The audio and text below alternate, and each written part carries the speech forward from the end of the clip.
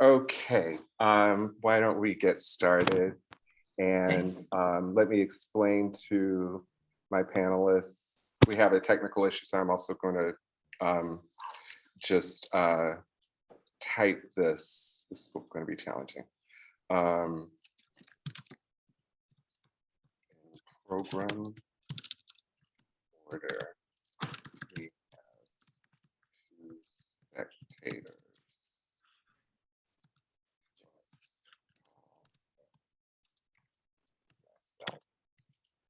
Okay.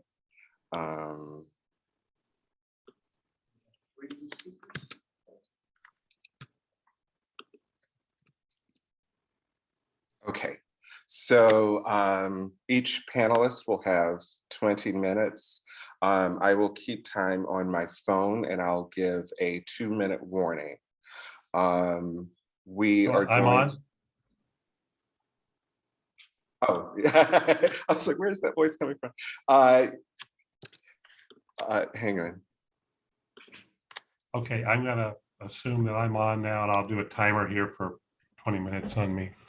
Okay, so when I was watching probably my 6th August Wilson play in 2015, the piano lesson, I sat there and I watched as the actors on stage, the guys who had served time in parchment, all sat around in Doker Charles' home, and they started singing this slave song, Berta Berta, which talks about the men serving time in parchment prison, and Bertha Alberta, one of the girlfriends, sitting at home, presumably being with other men. And as they sang it with such joy and enthusiasm. I sort of thought to myself, gee, this is weird. It's like a fraternity song or a school fight song or something. And then as I left, and again, this was my 6th or 7th August Wilson play, I said, oh, you know, these plays are part of a slave narrative. That's what it is. It's part of a slave narrative. So that's basically the thesis that I sort of explored the 10 plays in the 20th century cycle. And I'll just start off by sort of giving a little bit of contours of characteristics of a slave narrative from James Olney. An account of the subject's birth, an account of their parentage. We see that in Citizen, Loomis, Levy, Troy, and King. A description of a cruel master, Loomis, the Charles families, slave owners, whites, the factories, the law. Accounts of hardworking slave, mistreated for no reason. Again, in the factories, Loomis, Black people in general. Barriers against literacy, Solly, the band in Ma Rainey, and 7 Guitars, Troy, all are illiterate and can't read and have problems as a result of that. Account of food and clothing, Eli, Solly, Loomis, Charles, Troy, family separated due to slavery, leasing, migration, prison, blah, blah, blah, blah. Accounts of failed escapes, and in large part, the escapes are failed due to the economy. Accounts of successful escapes. So we have the old ones from Eli and Solly, Citizen and Ruby coming from the Deep South, assumption of new last names, and reflection on the practice of slavery. So we see that to some extent in all of these plays in different versions and update versions.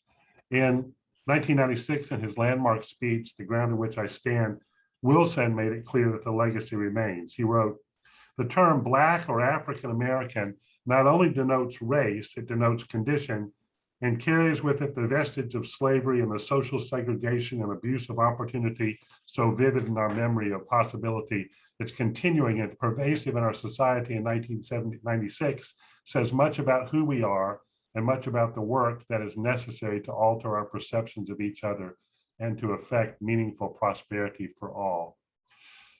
That's Wilson in 1996. In 2020, Frank B. Wilderson III, in his book Afro-Pessimism, sized up what he sees the current situation as this.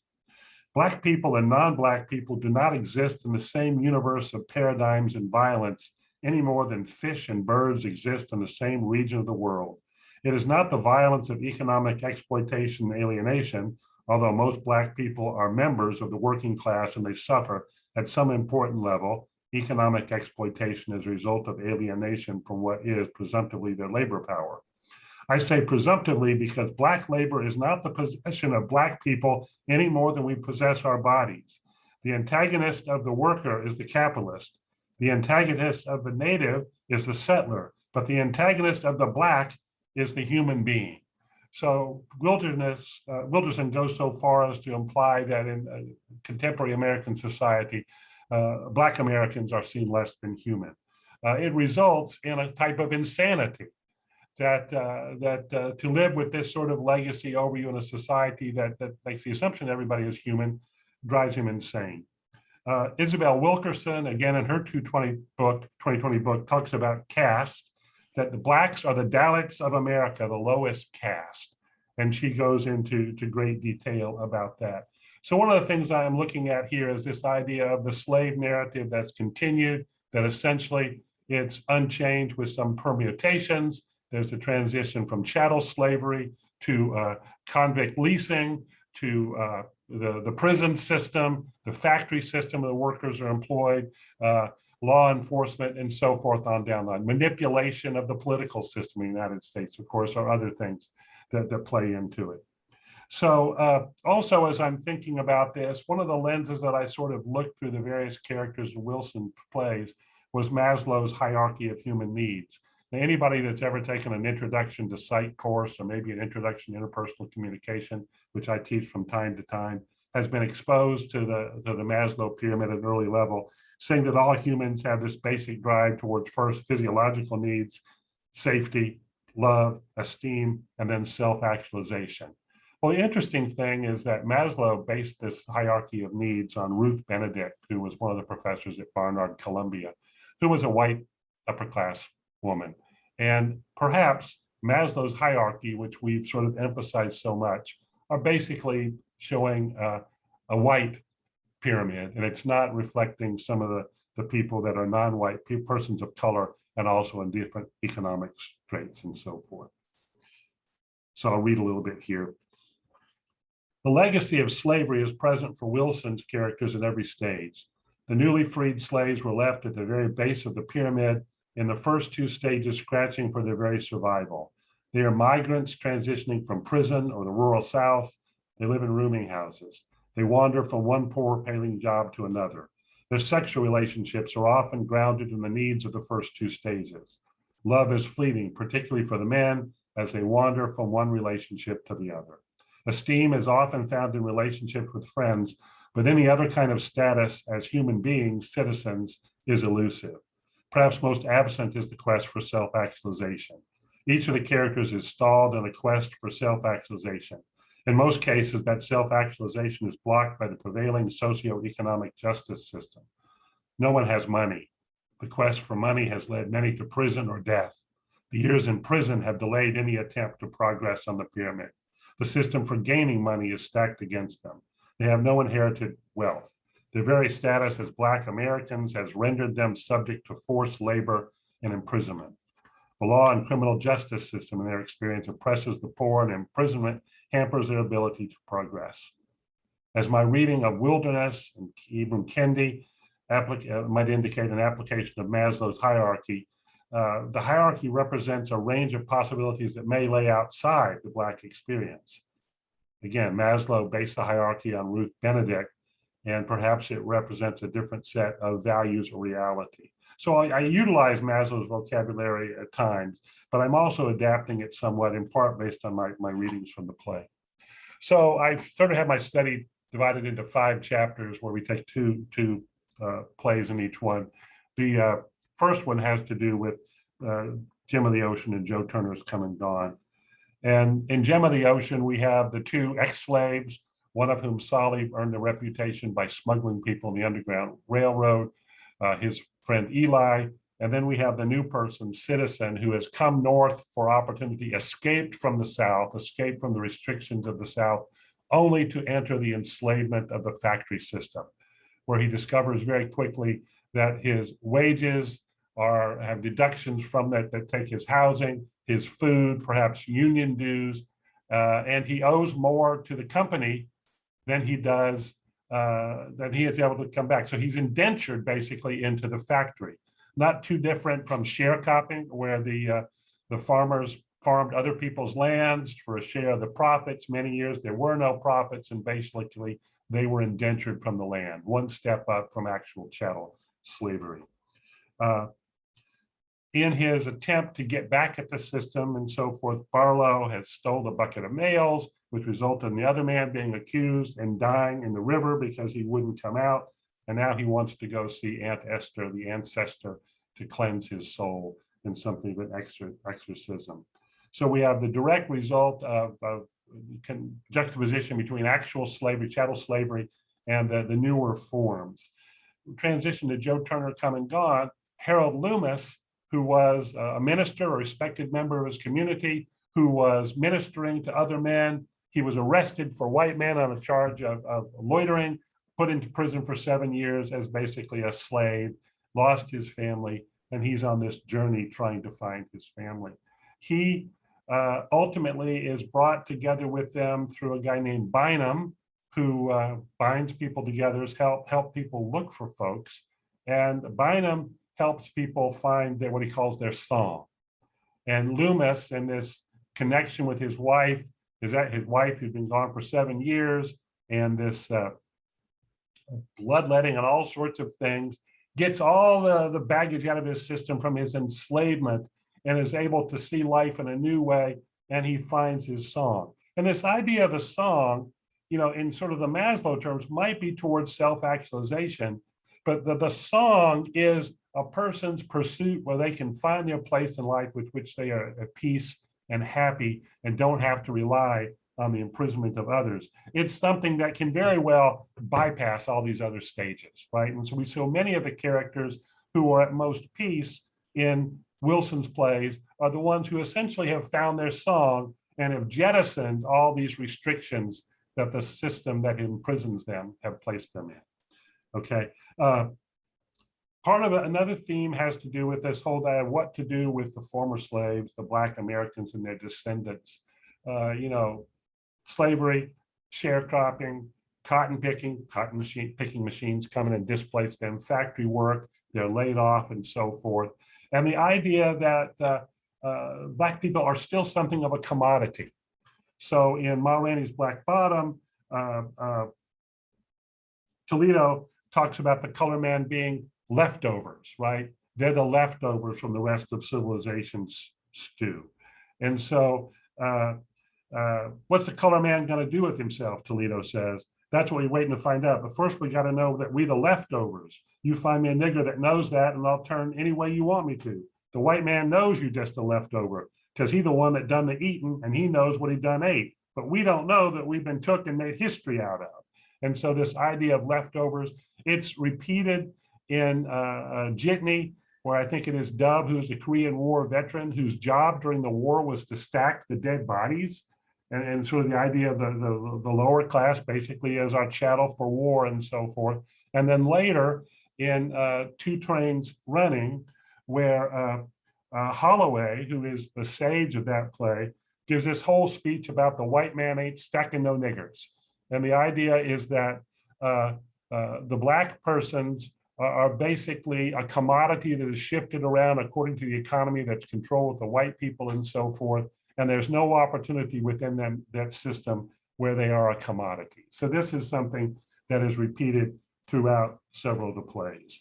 As we move on into Seven Guitars, Headley is this person who's a Black nationalist. He's very much into this different vision, and he has his song, but he's seen as crazy by everyone else, juxtaposed against Floyd, who is trying to have this hit record to make it through the system, but he's illiterate, he's been to jail, he has these particular problems. He's trying to force his way into the system that's stacked against him, as opposed to Headley, who is moving in a different direction.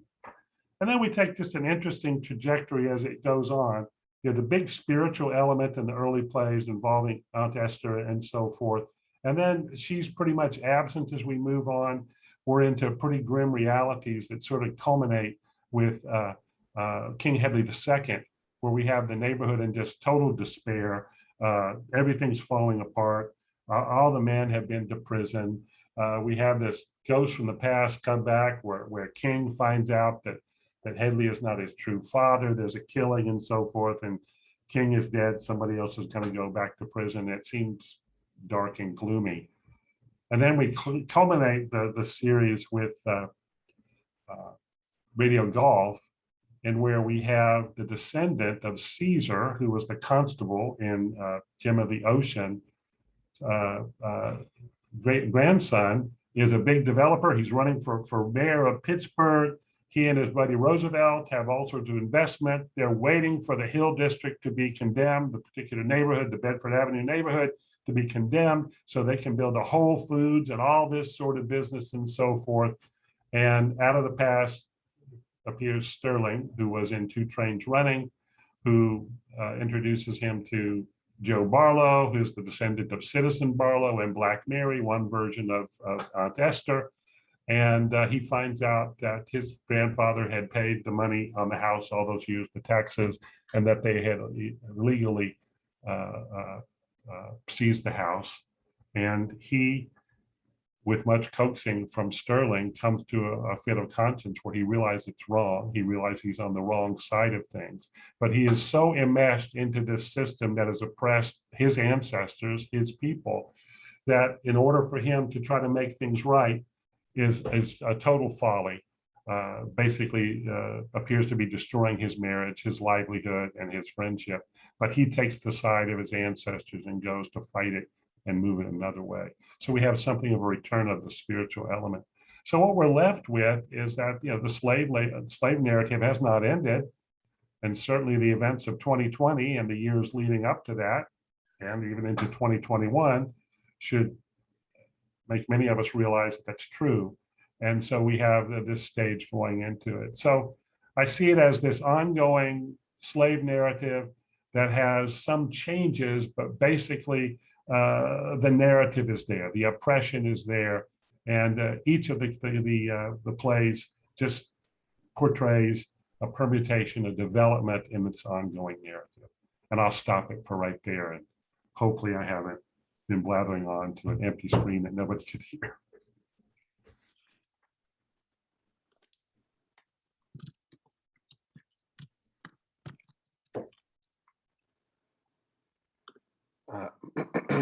Okay, so Paul, you are next. Okay. And I think we need you to present over here if you don't mind.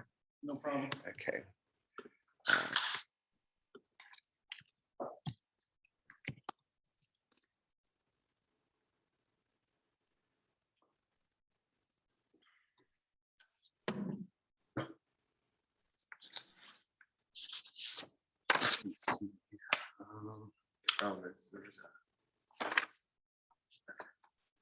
Okay, the light is not so great over here, but okay. It's probably not good over there either. All right, my paper is revisiting the second B, beyond those wonderful Gaucho stories, August Wilson, Jorge Luis Borges, and Aunt Esther. August Wilson famously and often described his influences as primarily consisting of 4 Bs: the blues, Romary Bearden, Amiri Baraka, and Jorge Luis Borges. But little work has been done on Wilson and Borges since Mark William Roca presented a compelling overview of Borgesian themes in Wilson's work in a 1994 chapter on Wilson and the 4 Bs. Yet this 1994 work, as fine as it is, does not account for Wilson's later plays, which are among his most Borgesian. Wilson told Sandra Shannon in 1991 that what intrigued him about Borges was one of his storytelling techniques in which he tells the reader what is going to happen and then explains it. As a longtime reader of Borges, I don't believe he actually does this nearly enough for it to be considered some kind of trait or hallmark. But clearly the stories in which he did do it, or does do it, impressed Wilson. In his 1999 Paris Review interview, Wilson said that Borges's influence amounts to, quote, those wonderful Gaucho stories, from which I learned you can be specific as to a time and place and culture, and still have the work resonate with universal themes of love, honor, duty, betrayal, etc. The legacy of this lesson is apparent in Wilson's work, but I will argue that his debt to Borges is more complicated than a model for infusing the particular with the possibility for universal appreciation, or as a kind of narrative model. Specifically, I think Borges may have given Wilson an idea for how to create the enigmatic figure of Aunt Esther. Gem of the Ocean, 2003, and Radio Golf, 2005, among Wilson's most Borgesian plays, have yet to be read as such. This paper will argue for Borges' story, Shakespeare's Memory, as a source for an aspect of Aunt Esther's enigmatic character. Shakespeare's Memory, published in 1983 when Borges was 84 years old, is not one of his famous or canonical stories. It is perhaps his best late story, a final glimmer of the old talent of the 1930s and 40s, which had long since been on the decline. I don't know exactly when Wilson read Borges, or if he read Shakespeare's Memory, but it seems to me that he must have read it. And for him to list Borges continually alongside Bearden, Baraka, and the Blues must mean that he read more than the Gaucho stories, which are a relatively minor aspect of Borges's oeuvre and not considered part of his innovative contribution to world literature, to the short story, to an incipient postmodernism, and so on. The stories that made Borges's reputation are the mind-bending works such as Flan Ukbar Orbis Tertius, The Garden of Forking Paths, Pierre Menard, The Library of Babel, The Aleph, and so on. None of them Gaucho stories. Limiting one's appreciation of Borges to the Gaucho stories would be a pretty eccentric choice, like limiting one's appreciation of Wilson to Jitney or something. I don't believe Wilson would have done this, interviews aside.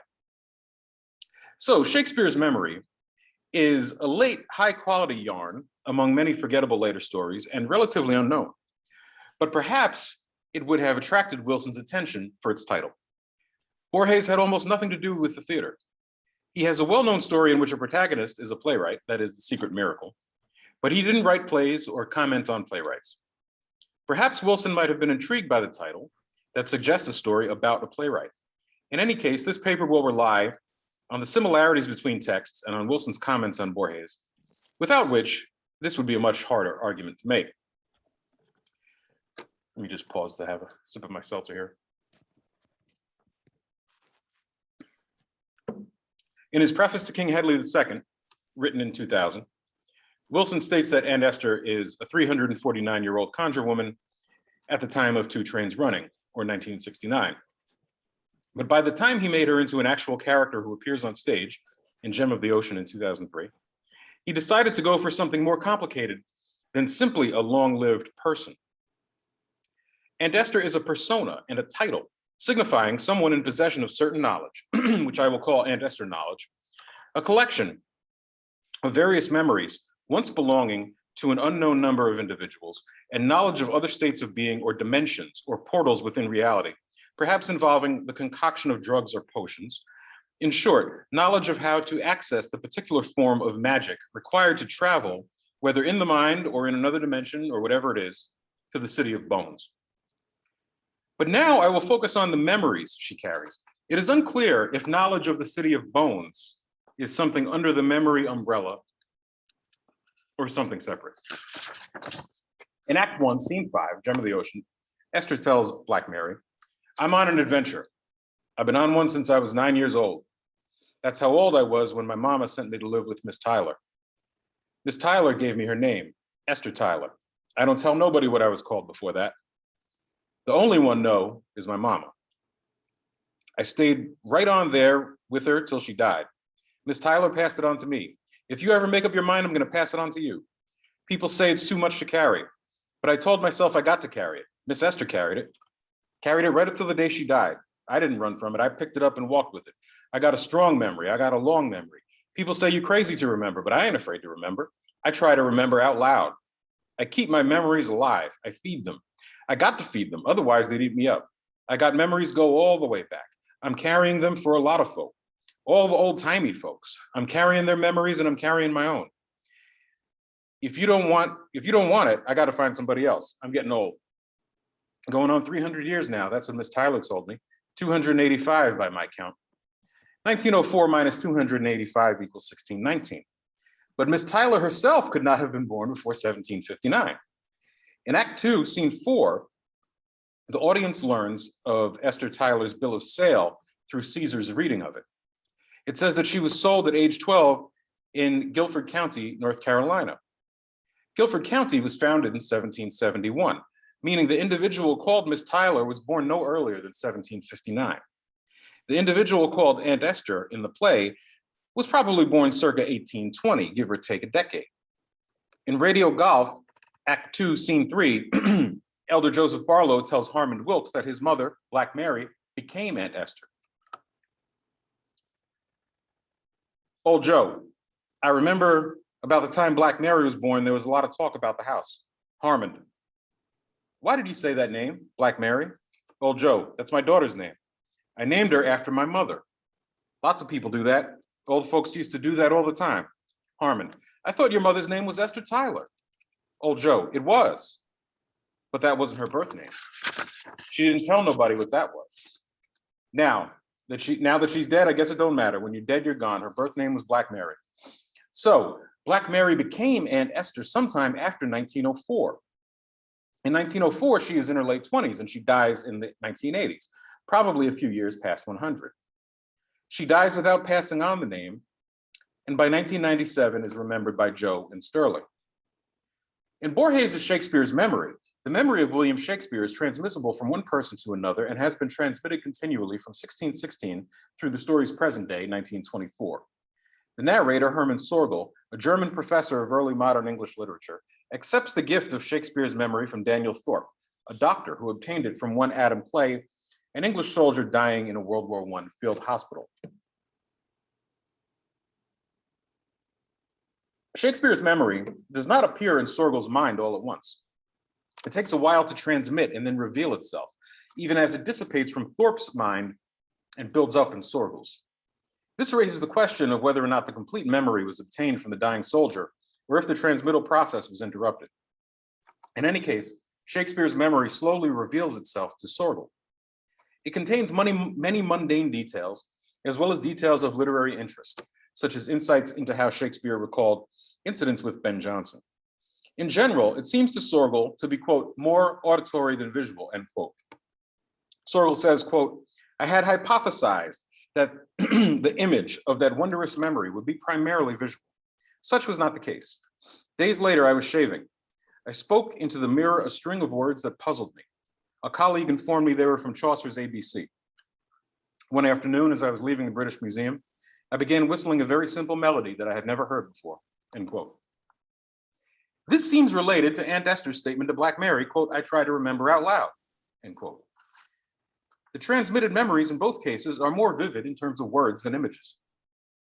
Shakespeare's memory becomes a burden to Sorgel, who eventually finds someone to pass it on to. The sort of burden that it takes is somewhat terrifying, as Shakespeare's memory seems to overwhelm in subtle ways. For instance, Sorgel says, quote, one morning I became lost in a welter of great shapes forged in iron, wood, and glass. Shrieks and deafening noises assailed and confused me. It took me some time to realize the engines and cars of the Bremen railway station, end quote. The memory becomes unbearable. Similarly, Aunt Esther says, quote, I got to feed them, otherwise they'd eat me up, end quote. Her memories, that is. Sorgel says that, quote, since personal identity is based on memory, I feared for my sanity. My friends would visit me. I was astonished that they could not see that I was in hell, end quote. And that's with just one person's memory. Aunt Esther has all the memories of numerous people, not just one. And Shakespeare died at 52, after all. Presumably, Aunt Esther holds the memories of people who lived longer than that. Another similarity is the gender considerations involved in passing on the memories. Hermann Sorgel, attempting to pass on Shakespeare's memory to people at the other end of numbers dialed at random in the phone book, says that he was committed to passing the memory on to another man. Quote, the voice of a child or woman would answer, I believed it was my duty to respect their vulnerable estate, end quote. Aunt Esther too seems determined to only pass her memory on to another woman, but far from being a random person in the phone book, Black Mary is her acolyte, cook, caretaker, and all-around servant. Black Mary as Aunt Esther, so Black Mary after she becomes the new Aunt Esther, in turn, seems to have preferred to let Aunt Esther knowledge die with her than pass it on to a man. While she involved her son Joe in Aunt Esther knowledge, the audience learns in Act 2, Scene 4 of Radio Golf that Joe has traveled to the City of Bones. She didn't pass the knowledge on to him. For whatever reason, she didn't pass her knowledge on to Ruby either. Finally, Aunt Esther and William Shakespeare might not be that far apart. Sandra Richards has intriguingly observed that Aunt Esther's tangential stories told throughout Gem of the Ocean, quote, operate as meta commentary on theater itself, end quote, which of course Shakespeare provides in Hamlet and elsewhere. Richards does not extend the comparison this far, but in the journey to the City of Bones, Aunt Esther really seems like a director directing an actor's movements, explaining to Citizen Barlow his motivations and so forth. The project of understanding Wilson in terms of Borges is much larger as is the project of understanding Borges's influence on African American literature more broadly. Stanley Crouch, for instance, born 3 months after Wilson in 1945, and also a playwright, wrote several essays on Borges.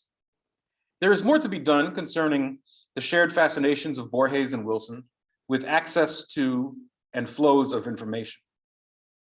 Wilson charts the impediments and facilitations of such flows and access in relation to race class and ideology, a project with significant Borgesian cognates. Thank you very much.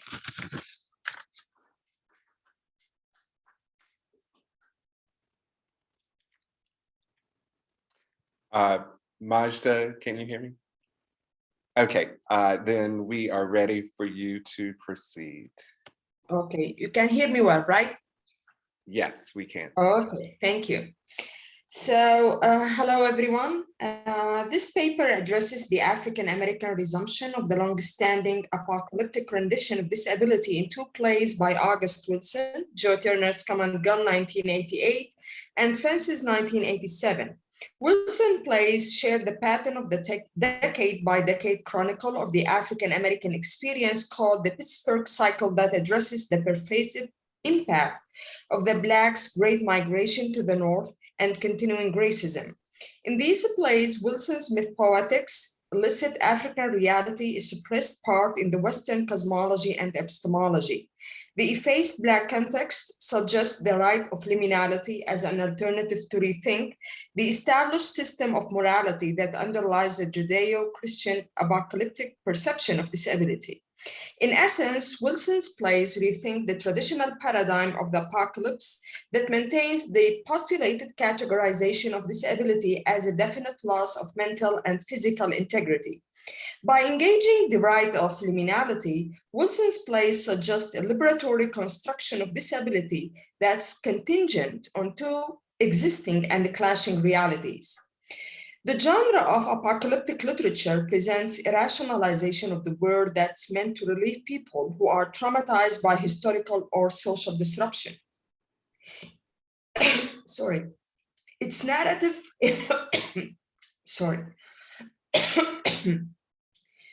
Its narrative framework is concerned with a revelation that's usually mediated by an otherworldly being to a human recipient, disclosing a transcendent reality which is both temporal insofar as it imagines salvation and spatial and involves another supernatural world. Demonstration of reality, for it already involves an epistemology of perceiving that addresses the underprivileged. The biblical narrative of Revelation unveils a collective pattern of hope that entails destruction of margins in the human community and rebirth of a new community. Arguably, the biblical apocalyptic notions of dominant reality and collective transformation establish rigid narratives that privilege cultural plurality and project linearity. Such rigid structures transform the biblical apocalyptic model into a grand narrative that underlies absolutism, a problematic aspect that this paper contests. So in August Wilson apocalyptic model, we can say that the scholarship on his plays reveal that his dramaturgy does not project a passing concern with the notion of the apocalypse, as it offers a challenging poetic sensibility to consider.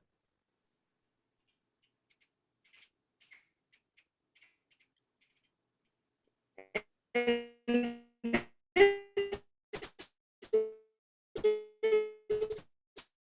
she should mute her camera.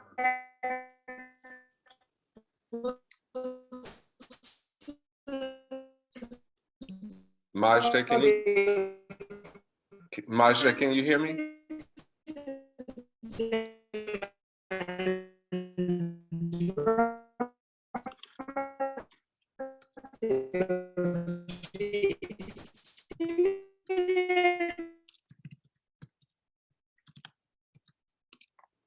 no, she dropped out.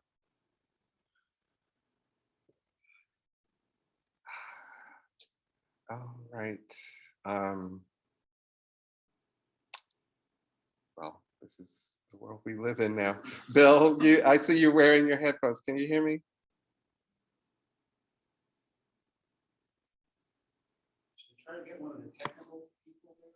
Hear me now? Yes, I can hear Okay. you. Yeah, and I can hear you. Okay. All right. So I guess the best we can do at this point is to begin the Q&A. And hopefully Majda can pop back in at some point. I had actually written out in Google Documents a question I was going to drop to you, Bill, because I thought that you weren't going to be able to hear me. And the gist of it was about, you were talking about the hierarchy of needs. And it's been a while since I have studied that concept, but given my sort of limited knowledge, it made me begin to think about the difference between the needs of the individual and the needs of the group.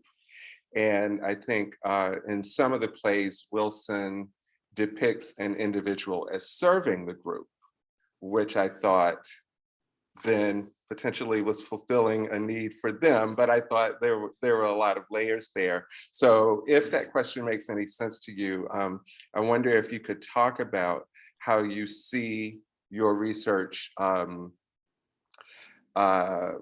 addressing any depictions of an individual in any of Wilson's plays who is primarily serving someone else, such as Esther as a spiritual leader, perhaps Rose and Bernice as mothers, or any other examples that you can think of. Does that question make sense? Yeah, and Bynum, who Yeah, serves other exactly. people to move them on. As you were talking, I was sort of thinking about collectivist culture versus individualistic culture, and perhaps we're seeing a clash of that in part. That when Wilkes, the last ancestor, moves over to being the developer, realtor, industrialist he is, basically he's fully into the individual's culture. He's running for mayor.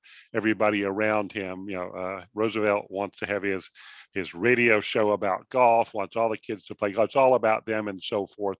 And he's drawn back into a community value. So it seems to me that is one of the struggles that we have is that a larger culture which privileges individual and basically success at the expense of others, and a microculture that is not in a position to adopt the second model, but in one way is both bound and values the more collectivist community culture. But you are torn because it's not a path for survival in the realities in which they live. But nonetheless, the people who seem to be able to cast off the frustrations of trying to climb the greasy pole to get into the middle class and so forth are the people that seem to be finding their songs and are much more self-actualized than others. I mean, Rose gives a big speech in Fences where she talks about how Troy is hurt, bruising everybody and so forth. But you gave me a house that I could sing in and blah, blah, blah, blah. And so, and the church, and then ultimately raising Raynell, Troy's daughter that he has with the other woman, that she is self-actualized to use that. And it's in part by her enmeshment with the community as opposed to Troy, who is just can't be satisfied with that. Mm-hmm. Okay, thank you. All right, so I obviously got the Q&A kicked off with my first question. I'm wondering if you guys have any questions for us, or if the panelists have questions for each other. Yeah. Yeah, sure. I'll go. Bill, can you hear me there? I can hear you a little bit, yeah. Okay, I'm an audience member here. I want to pick up on something that Paul said that intrigued me, and I definitely want to hear more from Paul, but also Bill as well. And it was, Paul, for you, it was if I had it right, the attribution of what Wilson got from Borges was love, honor, duty, betrayal. Did I get that right? There's love, honor, duty, betrayal, etc. Etc. It's all important, etc. I think there's some room to work with. Yep. That seems to me to be a curious list, and I'll say this, that I noticed it from the Merchant Marine Academy, and I once taught at West Point, and I know that their slogan is, their mantra is duty, honor, country. So it seems like a very old-fashioned, very traditional list. Does it make sense to you as you look at Wilson's work in terms of what he's getting from Borges, or it just seems to have some sort of deep-seated impulse or impact within Wilson's work for you? That's such a great question. When you really think about those words, love, honor, duty, betrayal, etc., you could sort of pick those up from any writer. Right? Yeah, very broad. Yeah, I mean, I feel like those words really apply.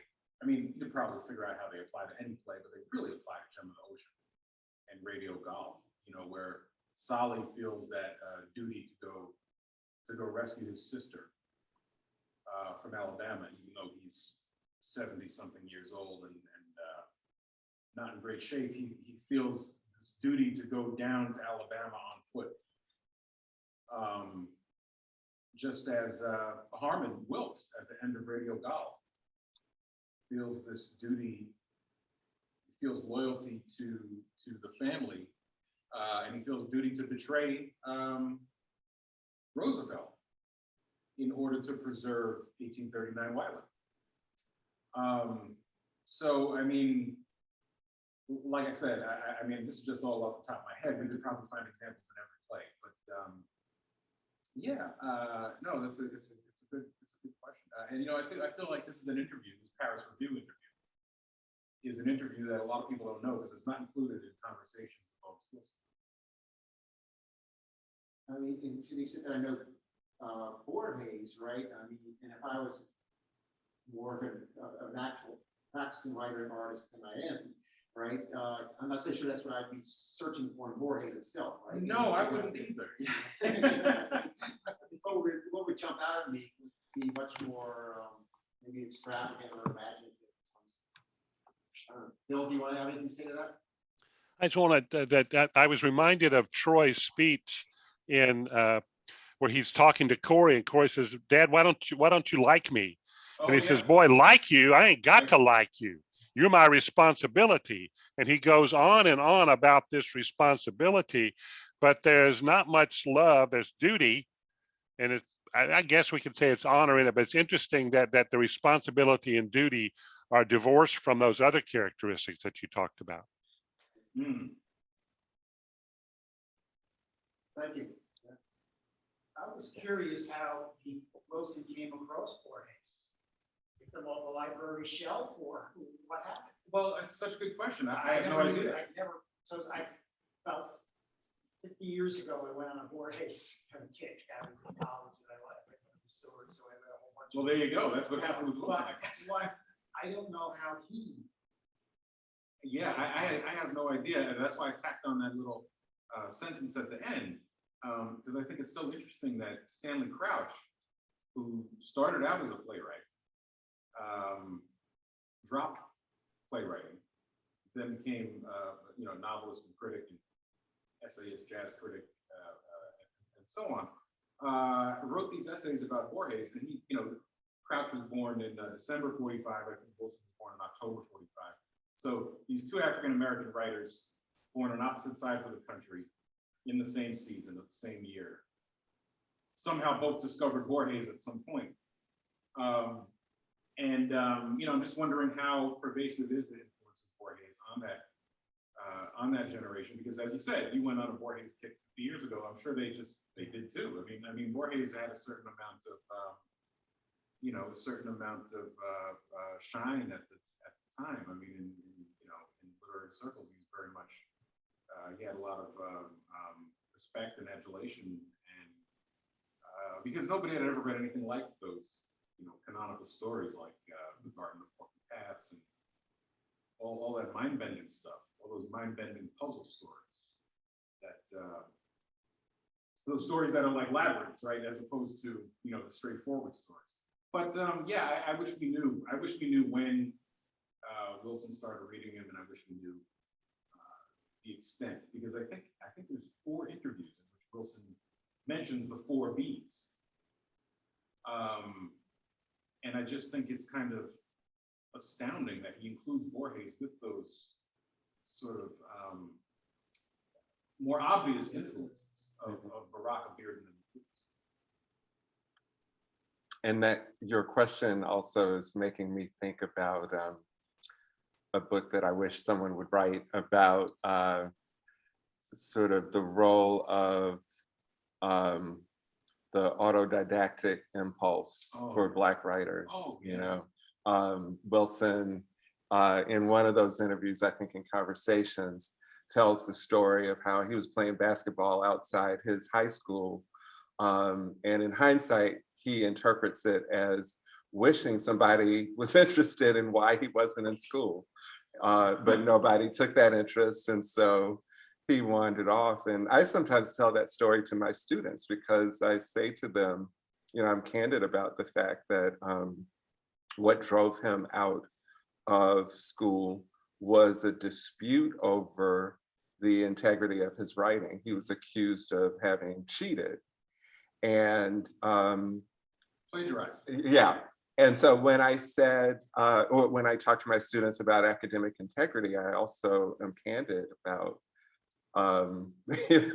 the fact that when in doubt, I want to honor the possibility that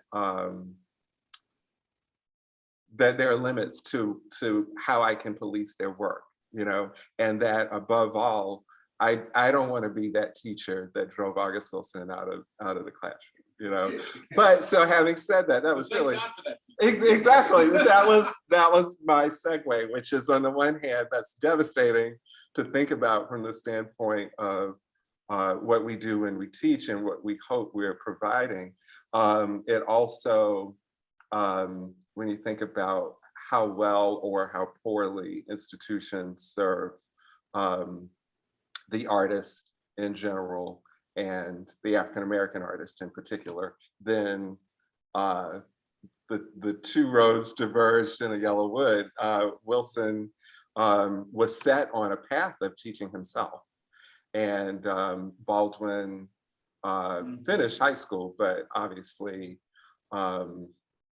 was, I think, kind of similar in terms of talking about his role, his relationship to the public library. So it's just really interesting to think about that. Well, yeah, that segues into my specific question I had for Bill, which is to put a little bit of pressure on that, the genre of the slave narrative as an influence or a characteristic that also applies to Wilson's body of work. And in Bill's presentation, he focused a lot on the economic considerations of labor, especially as they're sort of wrapped in political and legal systems. But if you think of the genre of the slave narrative, again, sort of going back to what I know about it, but finding your voice, learning to write is, of course, Frederick Douglass is a huge element of it, right? But sort of I would think that would be one of the central characteristics most people would point to in terms of the slave narrative. And then the other one would be the flight or the escape or the attempt to escape. I wonder, Bill, now we have a little bit more time, maybe you could speak to that, since you seem to have pretty good knowledge of,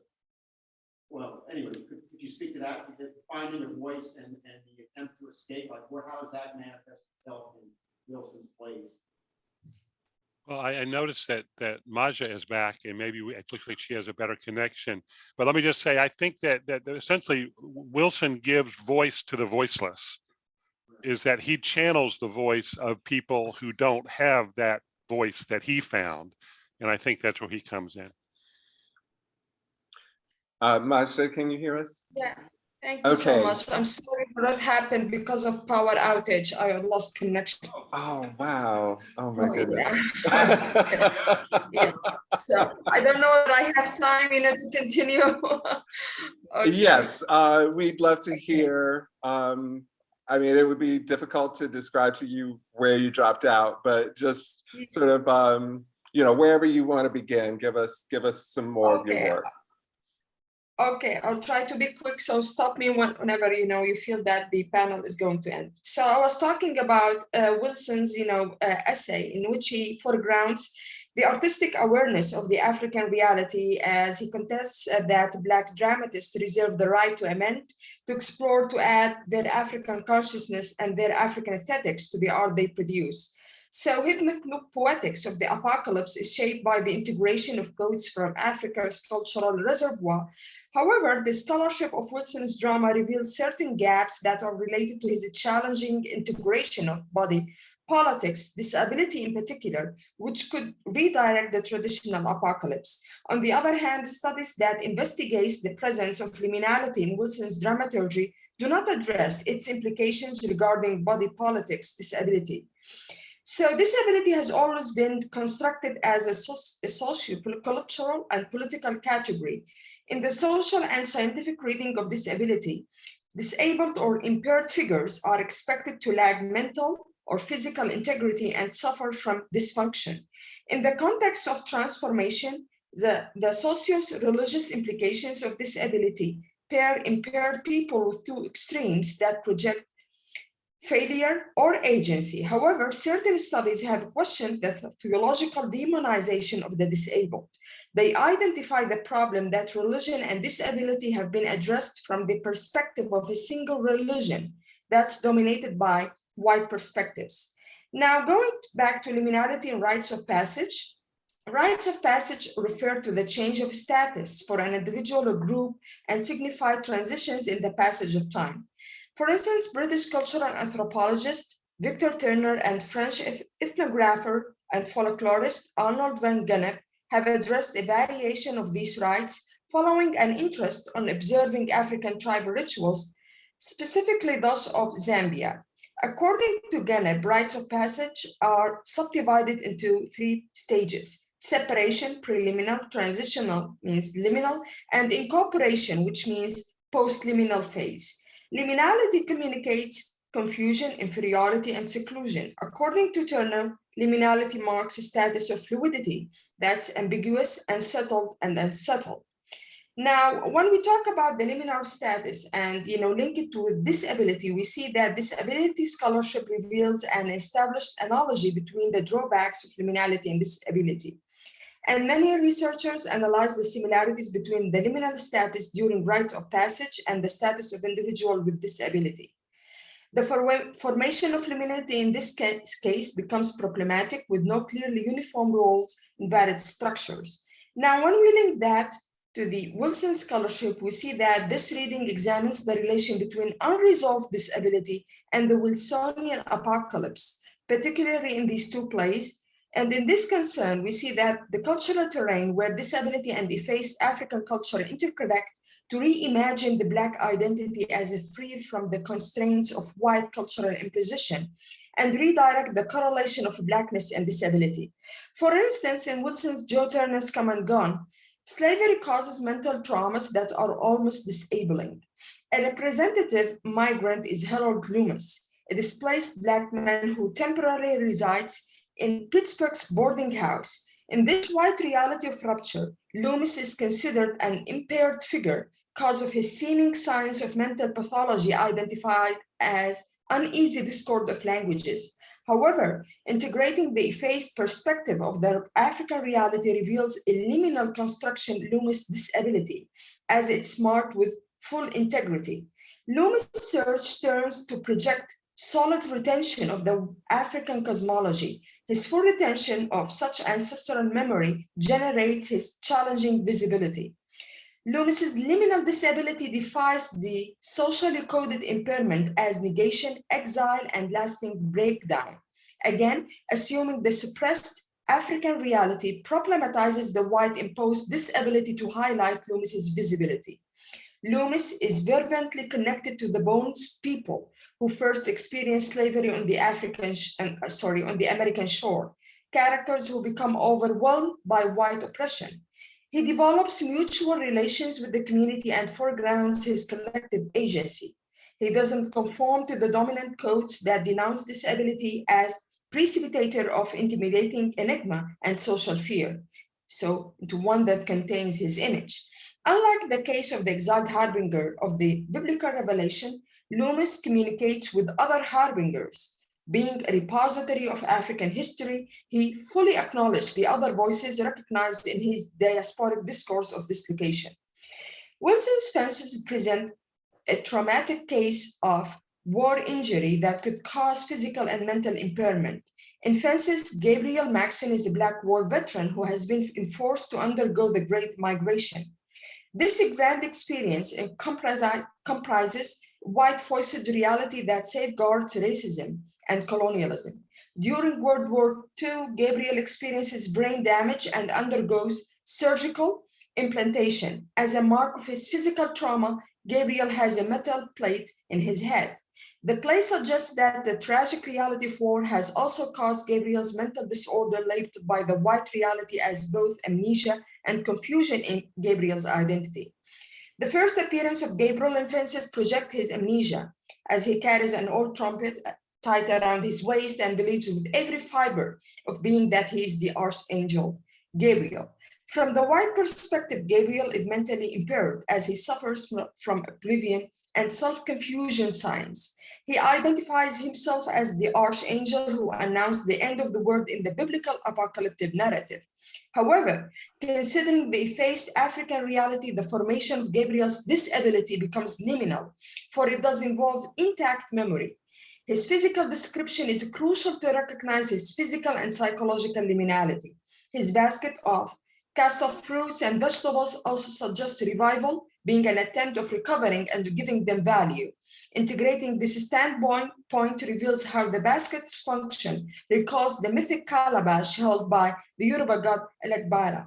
In light of Elegbara calabash, Gabriel does not project signs of amnesia, as he still retains his full memory. He becomes a visible conduit to the African cosmology and performs the whole dance and performance itself, which implies retention of the whole African memory. So his disability is not consistent with the dominant social designation of impairment as definite marker of inferiority, seclusion, and permanent failure.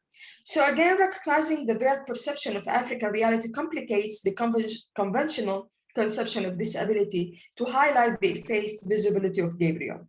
Now, in Wilson's two plays, the liminal construction of apocalyptic disability undoes the imperial apocalypse right that has effaced its unresolved nature and contributed to its monolithic formation.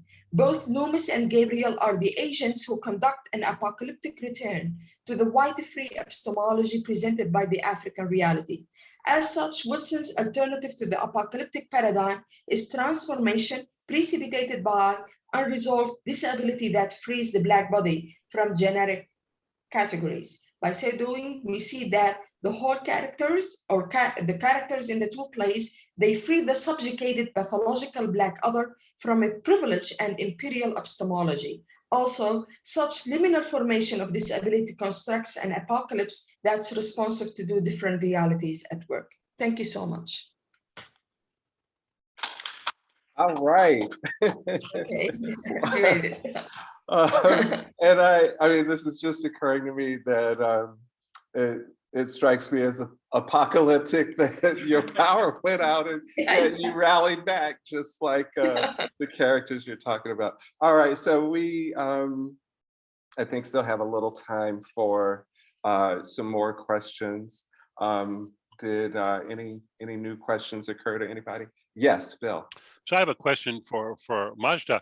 It seems to me that you talk about Gabriel, but also the character of Headley, who is very much involved in Toussaint Louverture and the Lion of Judah and Marcus Garvey and so forth, where he's seen to be ranting on and on and on But again, that's his different reality that where he is seen as somewhat disabled in many ways. That's sort of channeled in King Hedley II, where Canewell, now stool pigeon, is also sort of doing some of that stuff, and he's also seen as somewhat insane. And yes, we have a hang on, Majda. Yeah, could you- definitely. Somebody else wants to answer that, fine, but I have a question. Oh, okay, so hang on, because I think Majda was going to address that. Majda, go ahead. Yeah, I was saying that the two plays actually, they form a segue to the other plays. We see that there is a pattern going on. And even, when we read the plays, you referred actually to 2021. We see that the same is going on, the notion of the apocalypse, that we need actually to continue uncovering what we call that effaced reality, not only in the African sense, but even in the other, transcultural sense. So we can say that now August Wilson addresses even the universal challenge to the whole monolithic issue of the apocalypse. Even he can answer to the Islamic notion of the apocalypse. We can see references to that, and this is still a scholarship that we need to address as well. Okay, thank you. Yeah, go ahead. I was going to suggest perhaps that, you talk about disability. Isn't race a disability for somebody like Troy? It keeps him out of Major League Baseball, right? He's on the disability list, is what they used to call the injured list. Because Yes. baseball hadn't integrated when he was a young man. So race itself is a disability in that way. Exactly, because it reflects our limited actually response to the whole world, when we focus only on biology, which even, as a biology is a descriptive, is a kind of discourse that evolved from limitation, instead of what we call colonial expansion. It's actually colonial limitation. So definitely, we can read. And it's sort of what Wilderness Wilderson talks about with insanity, that to be Black is to be insane because you carry this limiting thing around you that delegitimizes your thoughts and so forth. All right. Any other questions? Anybody who wants to answer this in the room. I've always, as I've seen fences and read fences and taught fences, I always wonder, and my students discuss this. Gee, is Troy the protective father? Kid, don't put all your stock in sports. Look what it got me. I'm a trash collector. Go learn a trade, learn carpentry or something like that. Is he being the protective dad? Or is he a little jealous? Some avenues are opening for this kid that weren't opening for me. Or is it both? I think he's jealous because when I teach the play, I point out the differences in popularity in football and baseball. When Troy was growing up, football was not that popular, and you couldn't make a living as a pro football player when Troy was growing up, and he doesn't understand that by the 50s you can make a living as a pro football player. And so he resents, I think he resents the fact that his son is not playing baseball. And he doesn't quite understand football. That's my sense of it. I'll just jump in briefly, even though I'm not technically on the panel, and answer that question with by referring you to, I don't know if you've seen the clip on YouTube, the juxtaposition. There's I hope it's still there, a clip of the original Broadway run with James Earl Jones and then the revival with Denzel Washington.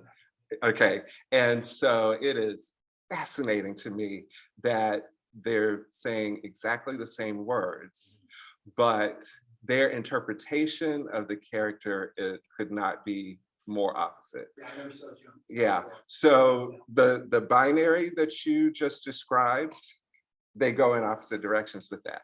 And even the audience is constantly responding in that manner. Because you said you saw it on Broadway, right? Yeah. Yeah. So the Broadway audience for Denzel Washington, it was almost like an episode of Good Times. They were laughing at every turn. And he himself in his performance, even in the spaces in between words, there's a moment when Rose is going into the house and he stops and watches her go in. His love is on display even when at other parts of the play he's angry. James Earl Jones is, at least in the clip I saw, was angry all the way through. So I've seen that and I've noticed the same thing. yeah. And that I feel like James Earl Jones is really, acting with a capital A. Yeah. Like he's really like an old-fashioned, almost like self-conscious actor from the 19th century or something in that role, whereas Denzel Washington just plays it like a regular person. Yeah. Yeah.